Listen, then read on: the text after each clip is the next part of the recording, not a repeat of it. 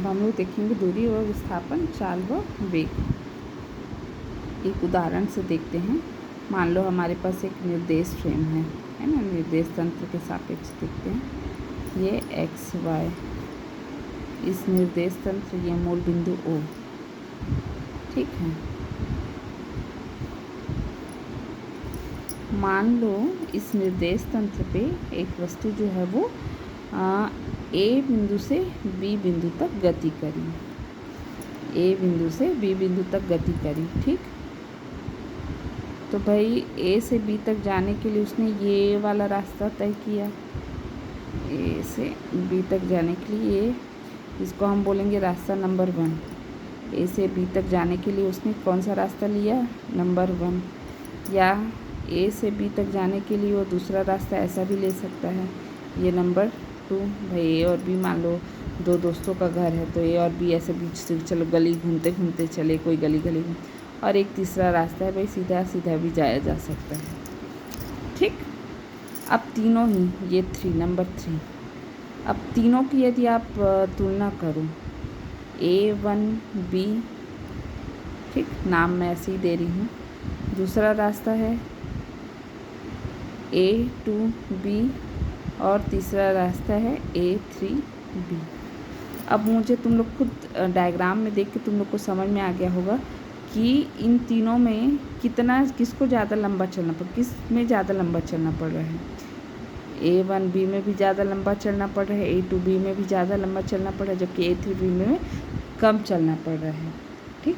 तो है क्या A1B A2B, ये A1B और A2B ये दूरी है, कितना मार्ग चला।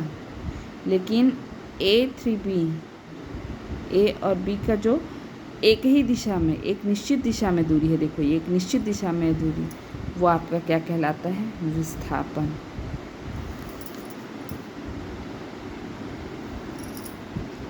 दिए गए समय अंतराल में दूरी की परिभाषा समझना कि मान लो हमको एक समय अंतराल दे दिया गया भाई, इसी समय अंतराल में, तो किसी दिए गए समय अंतराल में वस्तु के द्वारा तय किए गए पथ की लंबाई को दूरी कहते हैं।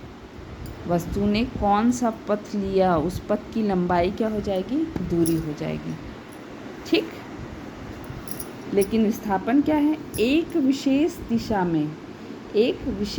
में गतिमान वस्तु की स्थिति में परिवर्तन, एक विशेष दिशा में गतिमान वस्तु की स्थिति में परिवर्तन। ये देखो 3 वाला जो है वो क्या है, एक विशेष डायरेक्शन है, एक्स की दिशा में है, और दोनों के बीच ही क्या है, वो अंतर है, दोनों स्थिति सदिशों के बीच का अंतर है।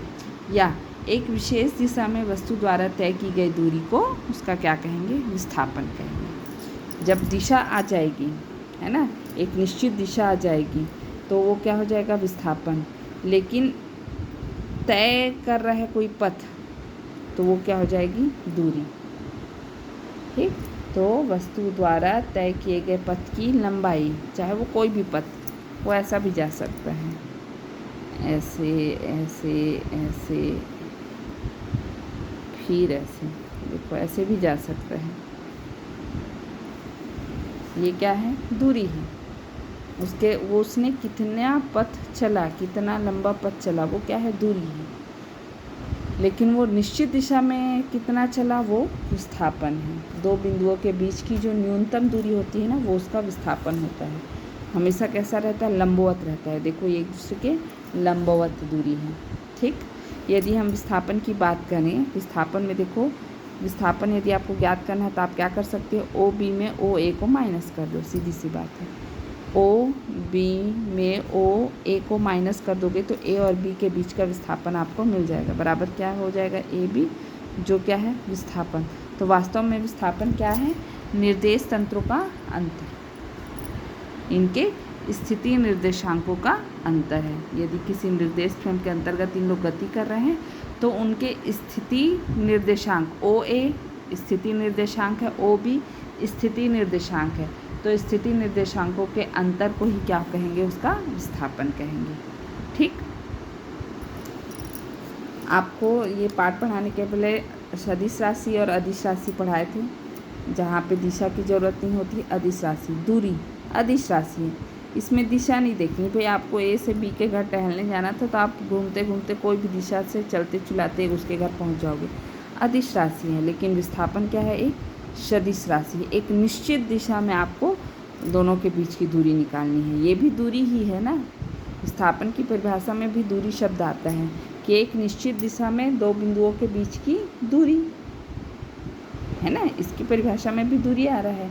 एक विशेष दिशा में वस्तु द्वारा तय की गई दूरी या एक विशेष दिशा में दो बिंदुओं के बीच की दूरी, लेकिन कैसी दूरी, निश्चित दिशा में। निश्चित दिशा में दूरी हो तो विस्थापन, और किसी भी दिशा में पथ की लंबाई हो तो वो दूरी होती है। तो ये अदिश राशि, ये सदिश राशि। अब आता है हमारा नेक्स्ट चाल। चाल यानी चलना। समय के सापेक्ष हमेशा देखते हो, कोई ज़्यादा तेज़ चलता है, हम कैसे जानते हैं, हम 5 मिनट में इतनी दूरी तय कर लिया, माने वो तेज़ चलता है, ऐसे बोलते हैं। तो चाल क्या हो जाएगा भाई, दिए गए समय अंतराल में वस्तु द्वारा तय किए गए पथ की लंबाई को चाल कहेंगे, है ना। या हमेशा एकांक लेके चलते हैं तो एकांक समय ले लेते हैं। एकांक समय में वस्तु द्वारा तय की गई दूरी, एकांक समय में वस्तु द्वारा तय की गई दूरी को क्या कहेंगे, चाल। और एक होता है वेग। दूरी के साथ चाल लिखा है, विस्थापन के तरफ वेग लिखा है, यानी समझ गए होगे चाल एक अदिश राशि है, चाल यानी चलना, और वेग एक सदिश राशि है। एकांक समय में वस्तु के द्वारा तय की गई दूरी को क्या कहते हैं, चाल।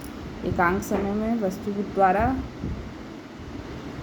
विस्थापन, कितना विस्थापन हुआ है वो उसका क्या हो जाता है, वेग। या निश्चित दिशा में वस्तु द्वारा चली गई दूरी, एकांक समय में निश्चित दिशा में वस्तु द्वारा तय की गई दूरी को वेग कहते हैं।